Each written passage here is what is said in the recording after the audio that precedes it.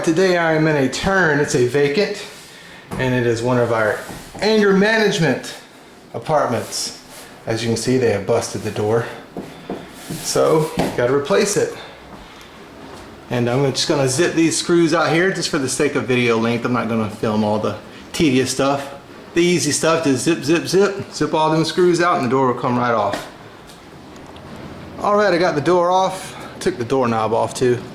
And this is my new one. We can't find a match. We can't find one that has the arch there. See the arch on top, and this one doesn't have it. It's just square. So I'm just gonna do the small square on the bottom just like that one. But it's just not gonna have the arch on the top one. So that's what I'm gonna do. Alright, now I got the doors together. Just making sure they're the same size. I mean, if you're a skeeter leg off, I'm talking about a skeeter leg skid, sometimes these things won't work right.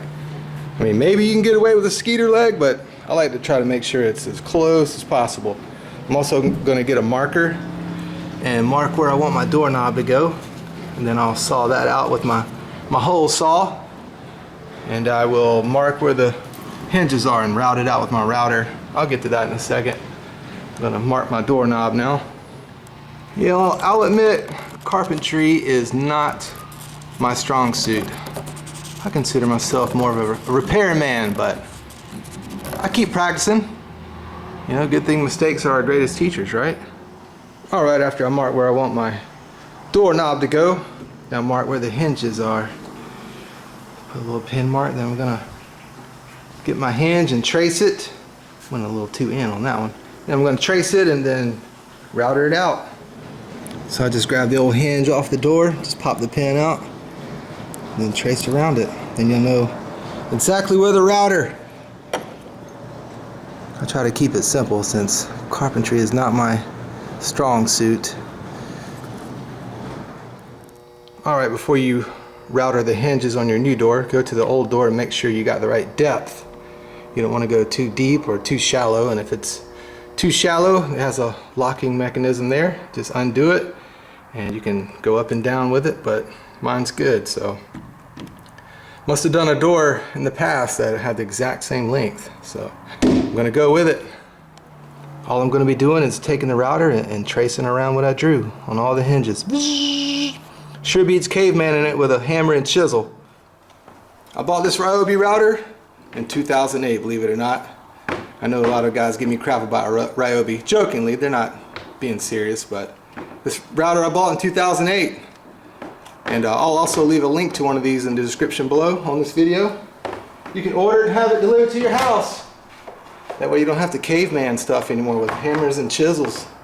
Also make sure you got your safety glasses on, because there's going to be man glitter flying everywhere.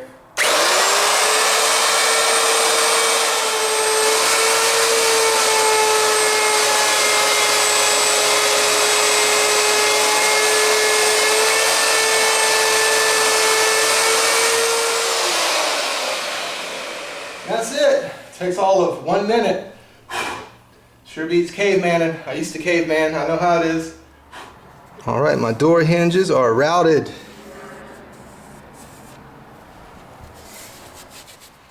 Yeah, I'll leave a link to one of these as well. This is just so you can mark where you're gonna put your plunger hole and doorknob hole. Someone has taken the guts out, but it looks pretty centered to me. I'm gonna shoot it.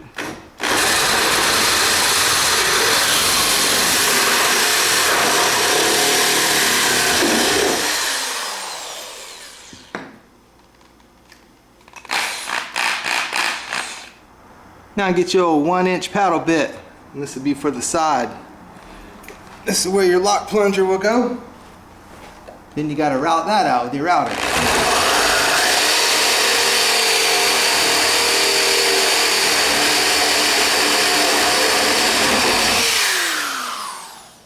Alright, the old door slab starting to look like a door. There's our door handle. Make sure it didn't bust the other side. Sometimes you can bust around the edge, and that's pretty annoying. There's our middle for the lock plunger, so you put that in there. and then trace around it with your pen or marker, and then you're gonna have to route that out with the router. All right, we got the lock plunger traced out. Gonna get the router. Just check your depth on the old door. You know, make sure it's adjusted to the right depth so you don't go too deep. And just zip it out. Then we'll be done. Slap it up on the door frame. See if it works.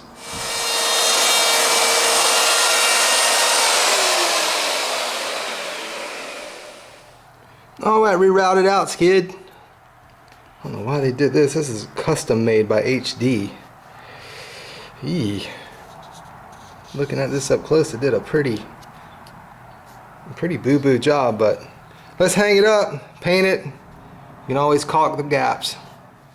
All right, there it is. It's hung. Naked to the world.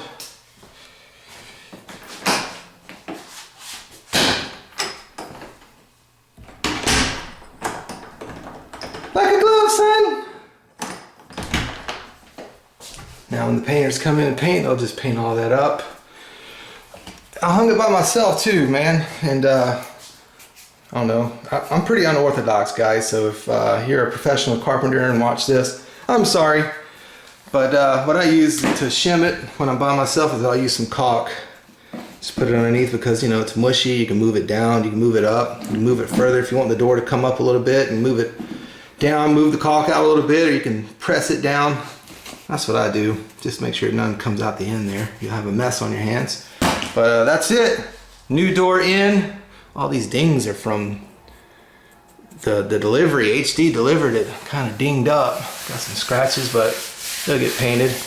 So that's how I do it. Pretty unorthodox, but hey, it works. It's in. It looks better than it did. All right, thank y'all for watching. See you in the next video. Late.